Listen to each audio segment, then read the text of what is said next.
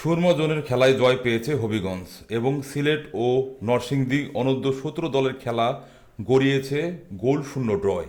অনূর্ধ্ব-17 জাতীয় championship football tournament 2025-এর Surma জোনের খেলায় জয় পেয়েছে হবিগঞ্জ। অনূর্ধ্ব-17 এবং সিলেট ও নরসিংদী অনূর্ধ্ব-17 দলের মধ্যকার খেলা ড্র হয়েছে।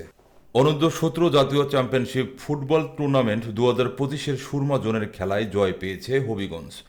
অনূর্ধ্ব-17 এবং সিলেট নরসিংদী অনূর্ধ্ব-17 দলের মধ্যকার খেলাটি ড্র হয়েছে।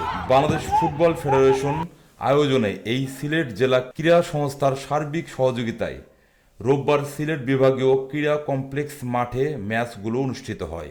দিনের প্রথম এবং লিগের পঞ্চম ম্যাচে কুমিল্লা অনূর্ধ্ব-17 দলের মুখোমুখি হয় হবিগঞ্জ অনূর্ধ্ব-17 দলের দুই দলের খেলোয়াড়রা শুরু থেকেই দাপটের সাথে খেলতে থাকে। প্রথমার্ধে 35 মিনিট পর্যন্ত গোল শূন্য থাকে উভয় দল। ম্যাচের 40 মিনিটের মাথায় হবিগঞ্জ 11 নম্বর জার্সি পরিহিত খেলোয়াড় নাহিদ ইসলাম প্রথম গোলের দেখা পান।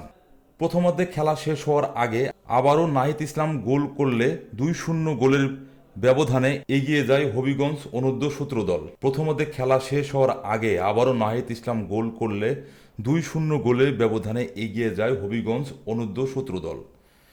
টানটান উত্তেজনাপূর্ণ ম্যাচে 70 মিনিটের সময় ইমন ভুঁইয়া দুর্দান্ত শটে প্রথম গোলের দেখা পায় কুমিল্লা অনূর্ধ্ব-17 দল। পরবর্তী পুরো সময় ধরে ম্যাচের নিয়ন্ত্রণ ধরে রাখলেও পরাজয় এড়াতে পারেনি কুমিল্লা অনূর্ধ্ব-17 দল। শেষ পর্যন্ত 2-1 গোলের ব্যবধানে জয় নিয়ে মাঠ ছাড়ে হবিগঞ্জ অনূর্ধ্ব-17 দল। জোড়া গোলের পারফরমেন্সের ম্যাচ সেরা হন হবিগঞ্জ অনূর্ধ্ব-17 দলের নাহিদ ইসলাম।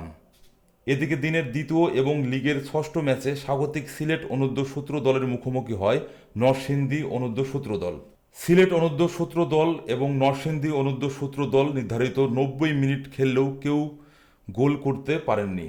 টানটান উত্তেজনাপূর্ণ ম্যাচে দুই দলের তাদের সর্বোচ্চ চেষ্টা চালিয়েছে গোলের জন্য, কিন্তু ভাগ্য সহায় না থাকায় ড্র নিয়ে সন্তুষ্ট থাকতে হয় উভয় দলকে। যদিও পুরো ম্যাচে জুড়ে ছিল টানটান উত্তেজনা, শেষ পর্যন্ত গোলশূন্য ব্যবধানে ড্র নিয়ে মাঠ ছাড়ে সিলেট ও নরসিংদী অনূর্ধ্ব-17 দল। খেলায় অসাধারণ নৈপুণ্য প্রদর্শন করে ম্যাচ সেরার পুরস্কার জিতে নেন 17 দলের 4 নম্বর জার্সি পরিহিত খেলোয়াড় সাগর।